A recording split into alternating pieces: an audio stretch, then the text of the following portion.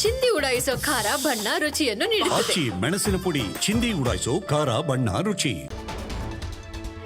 ಭೂಸೇನಾ ಮುಖ್ಯಸ್ಥರು ನಾಳೆ ಪೆಹಲ್ಗಾಮ್ಗೆ ಭೇಟಿ ಕೊಡ್ತಾರೆ.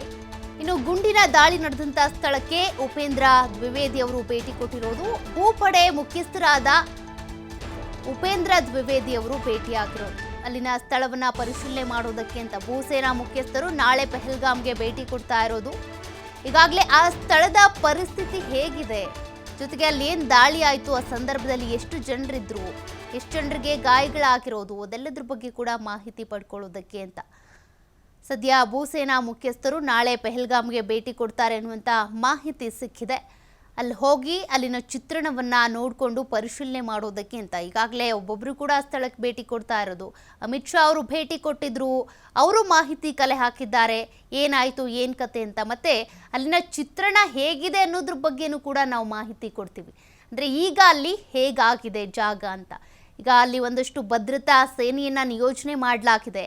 ಅಲ್ಲಿನ ಪರಿಸ್ಥಿತಿ ತಿಳಿ ಆಗಬೇಕು ಅನ್ನುವಂಥ ಕಾರಣಕ್ಕೆ ಅಲ್ಲಿರುವಂಥವ್ರನ್ನೆಲ್ಲರೂ ಕೂಡ ಸ್ಥಳಾಂತರ ಮಾಡಲಾಗಿದೆ. ಕನ್ನಡಿಗರನ್ನ ವಾಪಸ್ ಕರ್ನಾಟಕಕ್ಕೆ ಕರೆದುಕೊಂಡು ಬರಲಾಗಿದೆ. ಬಟ್ ಅಲ್ಲಿ ಈ ಭೂಸೇನಾ ಮುಖ್ಯಸ್ಥರು ಏನಿದ್ದಾರೆ ಅವರು ನಾಳೆ ಪೆಹಲ್ಗಾಮ್ಗೆ ಅಲ್ಲಿನ ಎಕ್ಸಾಕ್ಟ್ ಬೈಸರನ್ ಪ್ರದೇಶಕ್ಕೆ ಹೋಗಿ ಭೇಟಿ ನೀಡಿ ಪರಿಶೀಲನೆ ಮಾಡ್ತಾರಂತೆ. ಈಗಾಗಲೇ ಸೇನಾ ಸಿಬ್ಬಂದಿ ನಿಯೋಜನೆ ಆಗಿದೆ. ಯಾವುದೇ ಅಹಿತಕರ ಘಟನೆಗಳಾಗದೇ ಇರೋ ರೀತಿಯಾಗಿ ನೋಡ್ಕೊಳ್ತಿದ್ದಾರೆ. ಮಿತ್ರ ದೇಶಗಳ ರಾಯಭಾರಿಗಳಿಗೆ ಜೈಶಂಕರ್ ಮಾಹಿತಿಯನ್ನು ರವಾನೆ ಮಾಡಿರೋದು. ಪಾಕಿಸ್ತಾನದ ವಿರುದ್ಧ ಭಾರತದ ರಾಜತಾಂತ್ರಿಕ ಸಮರ. ಭಾರತ ಈಗಾಗಲೇ ರಾಜತಾಂತ್ರಿಕವಾಗಿ ಸಮರ ಸಾರ್ತಾ ಇದೆ. ಜರ್ಮನಿ, ಜಪಾನ್, ಪೋಲೆಂಡ್, ರಷ್ಯಾ ಸೇರಿದಂತೆ 4 ದೇಶದ ರಾಯಭಾರಿ ಕಚೇರಿಗಳಿಗೆ ಮಾಹಿತಿ ರವಾನೆ ಮಾಡಲಾಗಿದೆ. ಇವರು ಹೇಗೆ ರಕ್ತ ದೋಕುಳಿಯನ್ನ ಹರಿಸಿದ್ರು, ಅದಕ್ಕೆ ಸಮರ ಸಾರ್ತಾ ಇರೋದು ರಾಜತಾಂತ್ರಿಕ ರೂಪದಲ್ಲಿ.